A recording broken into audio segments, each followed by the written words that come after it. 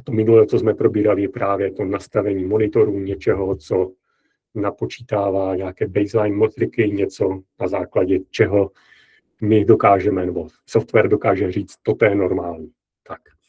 A dneska se budeme právě zabývat tou druhou částí. Když to není normální, tak co se děje, jak to uvidíte. Za prvé, jak nastavíte tu detekci, to je jednoduché zrovna. Potom, když něco není normální, vystřelí alert a vy můžete být o tom notifikováni, takže na tohle se podíváme. Poté, co dostanete e-mail s tím, že jdeme tomu, jde na vás nějaký útok, tak pak nastává fáze, která se mezinárodně se jí říká hunting, ale je to fáze, ve které vy chcete identifikovat příčinu nebo útočníka nebo způsob útoku. Takže to je ta další fáze. A samozřejmě každý detekční systém, který není deterministický, který je statistický, tak může mít false pozitivy a false negativy. A pokud vám někdo bude tvrdit opak, tak kecá, to je z definice pojmu.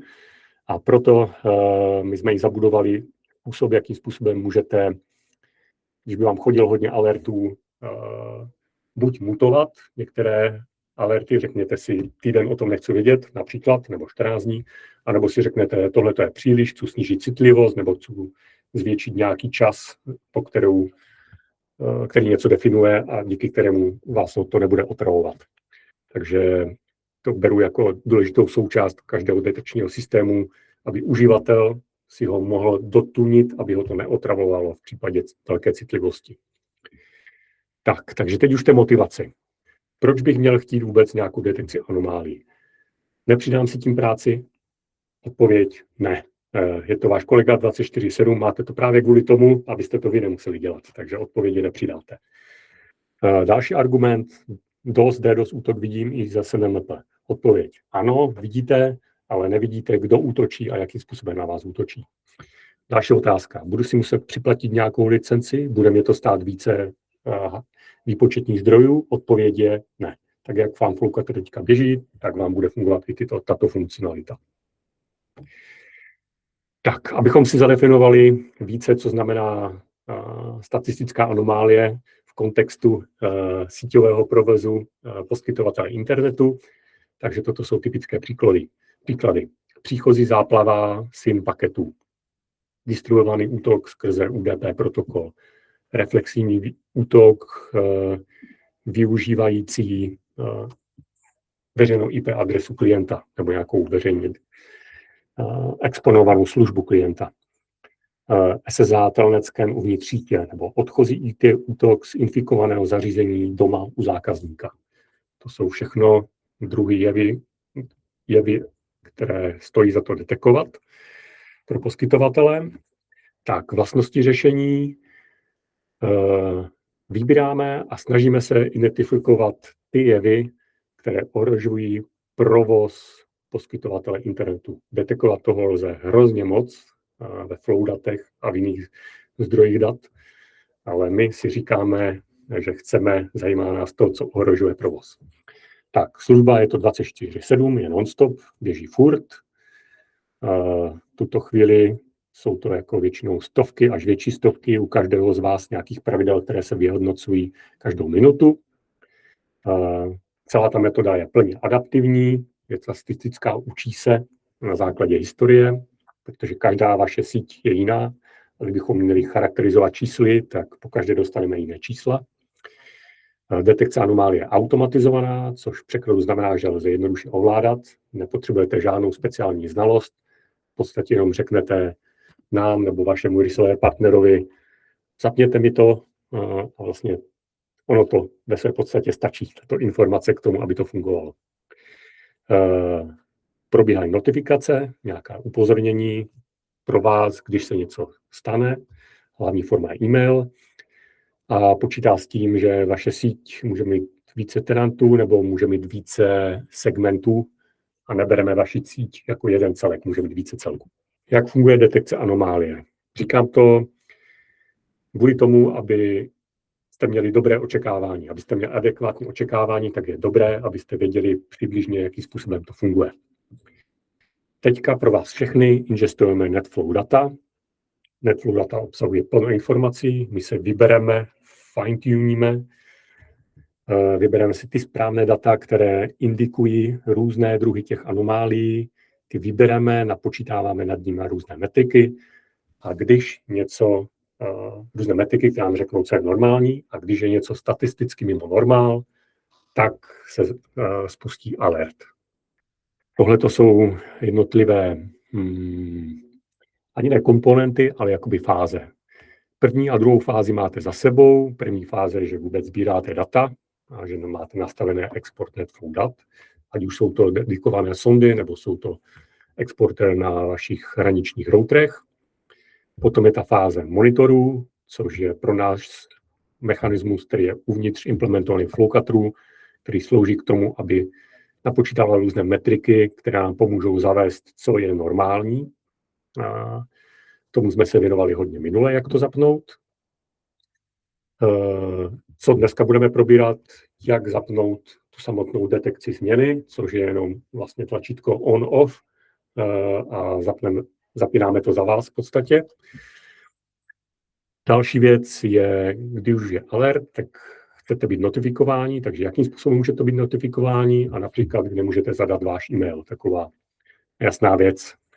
Potom určitě projdeme tu fázi hunting, toho lovení v dashboardu, kde chcete najít příčinu problému a podíváme se, jakým způsobem zacházet s Flowcatrem, když dostáváte příliš hodně alertů, které nechcete. Teď už půjdu tady na tu fázi 3, detekce samotnou. Takže k detekci potřebuje znát historii chování vaší sítě. Máme to nastavené na 3 týdny. Velmi brzy budeme přecházet na to, že nám budou stačit 1 týden, 2 týdny. Metoda je adaptivní, takže zjistíme, že síť je mimo signál, mimo normál a jakmile je mimo normál, po nějakou určitou dobu, tak se vytvoří alert. Alert je vždy spojený s nějakým jevem, například odchozí reflexivní útok, který využívá SNMP protokol. To je příklad toho jevu, který má specifický obraz v NetFlow datech. Když ten alert se vytvoří, tak tuto informaci o sobě má všechno. Každý alert má přidělenou nějakou severitu, nějakou závažnost toho jevu. A co je nejdůležitější, když už vám přijde nějaký e-mail, tak vždy obsahuje odkaz na dashboard, kde právě děláte ten hunting, ten lov na příčinu toho problému. Notifikace jsem říkal, default máme nastavený e-mail, podporujeme další notifikační kanály, Telegram, Discord, Webhook, dokonce střílející alerty je možné různě routovat, například jenom critical poslat na e-mail, ostatní na Slack nebo příchozí, posílat na Telegram, odchozí na Discord. Nedává to smysl, ten příklad, co jsem řekl, ale abyste věděli, že do budoucna se dá počítat s tím, že můžete různě routovat. A samotný hunting, tam, kde děláte to drill analýzu, ta probíhá v dashboardu. To je ta fáze právě, kde zjistíte ty informace, které potřebujete k tomu, abyste mitikovali ten nějaký špatný jev. Tak, jak nastavit detekci anomálií? A teď už konečně, tak posledně v této části, 3. sloupeček, posledně jsme se zabývali tím, jak nastavit monitorování, ty monitory, které vypočítávají ty různé metriky, které charakterizují vaši síť. Takže tam teďka nebudu chodit a jdu tady rovnou na druhou položku, Detection and Alerting. Tady máme 3 části. Automatická detekce, asi ji přejmenujeme na easy nebo něco, nějaké kratší slovo. Advanced, tam téměř nepotřebujete chodit a Notification Settings, to na závěr ukážu. Takže samotná detekce, ta automatizovaná je spustitelná velmi jednoduše. Zkrátka řeknu si, že ji chci zapnout. Tady změním nějaký parametr, dám apply. Počkám, až se spustí orchestrace a všechno se udělá a je to. Já ho tady zrovna zapnu, protože to nechci. Zároveň tady bylo ovládání. Řeknu trošku k té struktuře. Tady vždycky vidíte vlevo, o jakou skupinu nastavení se jedná. V tuto chvíli používáme hlavně jako basic a denial of service. Toto je nějaké obecné charakterizace vaše sítě. To je to, co vás většinou nejvíce zajímá. To je právě ty útoky, které dokážou ovlivnit provoz vaší sítě. A děláme to pro každý site, který máte zadefinovaný ve Flowcutteru. Tak je tady několik takových globálních parametrů, které nemusíte nastavovat. Ty defaulty jsou nastavené dobře a nastavujeme to v podstatě za vás, my, popřípadě naši partneři. První je citlivost, k tomu se vrátím když tak na závěr. Minimal threshold, to je parametr, který taky bych teďka vůbec neřešil. To se týká spíš třeba, když někdo nepoužívá samplované data, tak tady toto je parametr, který je potom důležité. Evaluation period taky nemusíte nastavovat, ale řeknu vám, co znamená. Jak často se to pravidlo vyhodnocuje. Takže vidíme, že ve většině případů tady máme jako default 1 minutu, takže každou minutu všechny pravidla, které jsou pod touto skupinou, kterých je desítky, tak se vyhodnocují. A pending period, to je jediný parametr, k kterému se ještě vrátím, když teďka zapomenete, nevadí, tak to je parametr, který určuje, že poté, co detekuju nějaký negativní jev, tak ještě počkám nějakou další časový interval a až potom pošlu e-mail, potom zahlásím, potom spustím ten alert. Je to kvůli tomu, že plno věcí, plno jevů je jakoby krátkých a vás vlastně, když někdo intenzivně, ale krátce skenuje vaši síť, tak vás to nepoloží. Ale když se stejnou intenzitou skenuje půl hodinu, hodinu, tak to vytěží vypočetní zdroje toho hraničního routeru a položí ho to.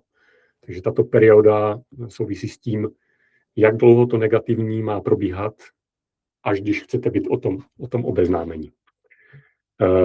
Nevymysleli jsme se to, je to best practice to takhle dělat, protože těch krátkých tíků je jakoby hrozně moc a vy nepotřebujete dostávat 10-20 e-mailů denně, potřebujete jich dostat jako 1, 2, 3 za týden, ale ty, které jsou pro vás fakt důležité. Tak, to bylo k tomuto. Teďka, když půjdu zpátky, tady na tuto část, Notification Settings, ta je v tuto chvíli velmi jednoduchá. Tady zkrátka přidáte váš e-mail nebo seznam e-mailů, na který chcete, aby vám přišla notifikace, že se něco špatně je. Přirozená otázka v tuto chvíli je, jak to vypadá, když se něco děje. Tak, tady jsem otevřel typický příklad e-mailu. Přijde vám nějaký takový e-mail. Vy tady budete mít méně těch vlastností, já jich tady mám vypsaných hodně, ale co je pro vás důležité, je název toho e-mailu. Vidíte hned, o co se jedná, incoming SYN flood, nejčastější jev, se kterým se setkáváte. A hlavně je tady tlačítko Open Dashboard. Když otevřete toto tlačítko, tak vás to rovnou přesune přesně tam, kam potřebujete. Do vaší instance Flowcutteru a rovnou to za vás vybere ten čas, za který se to, během kterého to probíhalo. Bude to pravděpodobně více zazumované, než to tady mám já. Já si to zazumuju třeba takovýmto způsobem, aby to bylo dobře vidět. Tak, takhle to většinou u vás bude vypadat. Bude tady vidět nějaký náběh, že nějaká metrika zrůstá, rovnou vám to vyfiltruje daný site, v našem případě site A příchozí traffic. Je to dashboard, který se soustředí čistě na TCP SYN requesty. A vidíte tady, důležitá je ta žlutá část, to je, kdy to poprvé bylo detekované, a ta červená linka, která vám říká, od kdy vám odešel e-mail. Toto je právě ta pending perioda. Tady je nastavená krátká, tady je minuta nebo půl minuta je tady nastavená. defaultně nastavujeme 10 minut. Na závěr můžeme dát diskuzi pro účely prezentace, pojďme pokračovat dál. Tak, takže v tuto chvíli vás to přesune a vlastně do teďka vám to neřeklo nic víc, než to, co vám řekne nápis e-mailu. Jo? Na tento site mi potenciálně jde nějaký synflat. A scrolluju dál a tady už to začíná být zajímavé. Tady už se dostávám do té hunting fáze. Co je jako nejlepší best practice, co je dobré dělat, je, když by přijde nějaký alert, tak vlastně hned chci vědět, jestli to je fakt něco, co mě zajímá, čím chci trávit čas, kde se chci podívat na detail, nebo je to false positive a nezajímá mě to, zavřu to a jdu dál. A strávil jsem tím třeba 4 sekundy, ale ne víc. Tak, takže tady se podívám a hned třeba první věc, na kterou se můžu podívat, je počet spojení v tom daném vybraném časovém intervalu dneska, teďka, versus kolik to bylo včera, kolik to bylo před týdnem. Jo?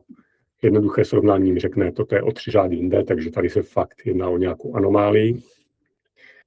A rovnou se můžu podívat, odkud jde. Minulý týden mi většina tohoto druhu trafiku, toto SYN paketu, chodilo většinu z United States, nějaká část Bulharska, Francie. Tohle bylo jako tak, jak to bylo minulý týden.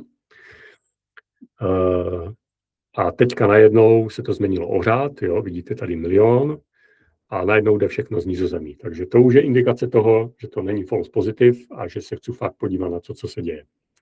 Scrolluju dál a vidím, že většina z toho jde z tohoto ASNka. Mám tady srovnání na před týdnem a včera, srovnání ASNek, když bych si nebyl vědom, jo. Třeba u těch paketů většina z vás si nepamatuje v hlavě, z jakých ASek na vás chodí, nehledě na to, že to je něco, co se měsíc od měsíce jako mění. Ale tady to rovnou vidíte, to srovnání, takže tady vidím, že útok už jde odsud. Už v tuto chvíli můžu udělat to, na co jste zvyklí z jiných částí Flowcutteru. Hodím to sem, dám refresh a vyfiltruju trafik čistě na tomto sajtu, čistě příchozí, čistě z tohoto ASK. Tak a teď už vidím rozpad podle IPček. Většinu příchozích útoků, vlastně toto je ta nejcennější informace, že tady vidíte IPčko, já mám malý displej, takže tady to vidíte uřezané, ale většina z vás nemá tak malý displej jako já, takže uvidíte to tady celé. Když tak to IPčko dáme možná na první místo, když se na to dívám. Tak. Ale vidíte hned toho útočníka a hned vidíte IPčka, které můžete zaříznout na hranici. Tak. Tady po případě jsou ještě nějaké jako další rozpady, ale myslím si, že dlouhodobě od těchto rozpadů, tady jsou rozpady podle zdrojových a cílových portů, SYN flagů a tak dále. Spíš v tuto chvíli tady uděláme velké tlačítko, která vás přenese do toho typického analyze dashboardu, který jsme vás všechny učili používat a rovnou tam vyfiltruje ten trafik, abyste mohli dál pokračovat v té analýze. Nicméně je to tady se dostanete v 10% případů, většinu času vám stačí dojít sem a vidíte, co máte dělat. Tak, to byla hunting fáze. Tady zrovna ještě ukážu nějaký další aspekt, že v tomto případě anomálie je jako velmi zjevná, ale chtěl jsem vám demonstrovat, že ne vždycky ta úloha detekovat anomálie je jako zjevná a jednoduchá. Tady vyfiltruju vlastně stejné data, sice na více sajtech, v různých směrech, ale ono se to jako tak neliší, když vyberu jiné směry, jo. Ale vidíte, že ne vždycky jako ta situace je jednoduchá, že jako v plno případech to jde nahoru, dolů a v podstatě normální, že to chodí nahoru, dolů a tady vidíte i nějakou indikaci, o které nemusíte vědět, ale pro nás je důležitá. Máme tady ty čárkované liney, které nám indikují ten baseline, co je normální včera, co bylo normální před týdnem, aby člověk hned na první oko si mohl říct, jestli to je nebo není anomálie. Tak to jsem chtěl demonstrovat tady, že často ten provoz není normální a není takový. Není jako jednoduše interpretovatelný jako tady. Na druhou stranu my se snažíme detekovat věci, které jsou jednoduše interpretovatelné. Takže vy tady vidíte pík, uděláte zoom a jste na tom místě. Další aspekt, který bych chtěl v tomto chvíli jako zmínit, je, že pokud běžně na vás chodí skeny z ChinaNet, z různých ASX z zahraničí, z různých zemí, jsou také trendy, že teďka trenduje Bulharsko, předtím trendovalo, jsem zapomněl, co to byla za země, ASK z jiné země, jo, mění se to, ale vlastně, když furt na vás chodí nějaké skeny, tak i to normální chování, které se Flowcutter naučí, bude obsahovat tyto skeny a upozorní vás to ne na každý sken, ale na to, když ten sken je o hodně větší, než je normál. Abyste si uvědomovali toto omezení, ale je to správně, jo? Není to chyba, je to v podstatě feature, protože jinak byste dostávali non-stop e-maily, protože non-stop na vás chodí nějaké skeny. Tak toto je všechno k té hunting fázi. A teďka se budeme podívat na to téma, když z nějakého důvodu, můžeme spekulovat z jakého důvodu, na vás chodí každou chvíli nějaký synflat, dejme tomu, a chodí vám příliš hodně e-mailů a zatěžuje vás to a chcete se toho zbavit. Jo? Tak když něco takového je, tak úplně nejjednodušší možnost, nebo ta nejagresivnější možnost je, tady na spodku toho e-mailu máte tlačítko Silence Alert, přesune vás to sem, vy si vyberete, že o tom teďka jeden týden nechcete vidět a klikněte Save Silence.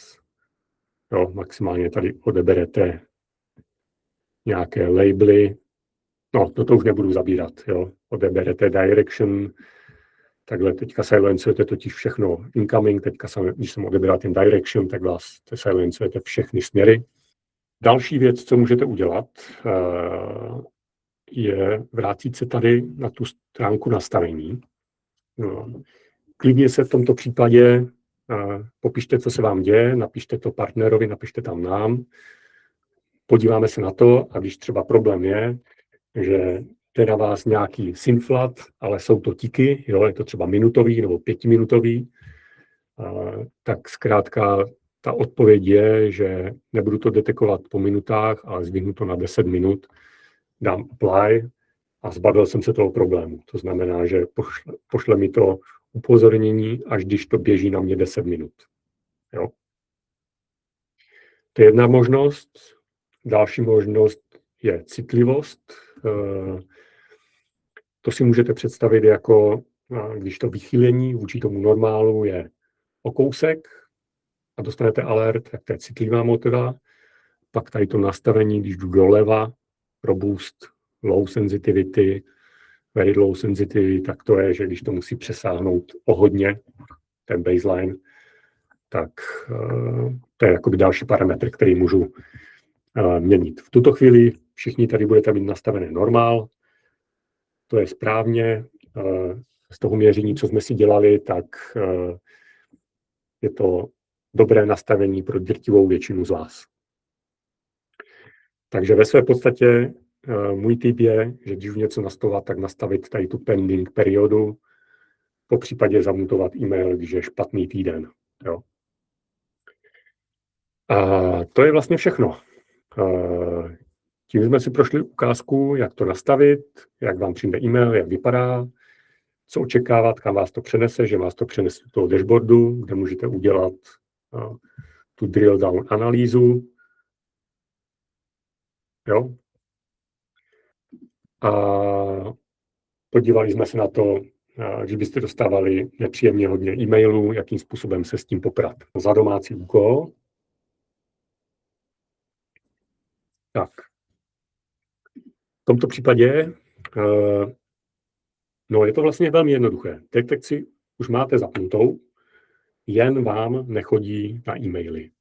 Jo? Teďka máte zapnutou s alertem po 10 minutách, doporučuji tu nechat. Jestli někdo si s tím chcete hrát, můžete to změnit na po 5 minutách. To teďka vlastně jediné, co budete potřebovat, je zadat e-mail pro dohled, buď to může být váš, jo, pepanovák@isp.blablabla, ale může to být váš dohled, nog@blablabla, může to být e-mail, který nějaký jiný systém rozebere, hodí vám to do nějakého vašeho informačního systému, to je jedno, ale ty e-maily, které zadáváte tady, tak sem je přidáte a máte vymalováno.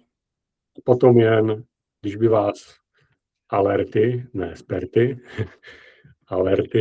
otravovaly, tak si vzpomenout na tento webinář.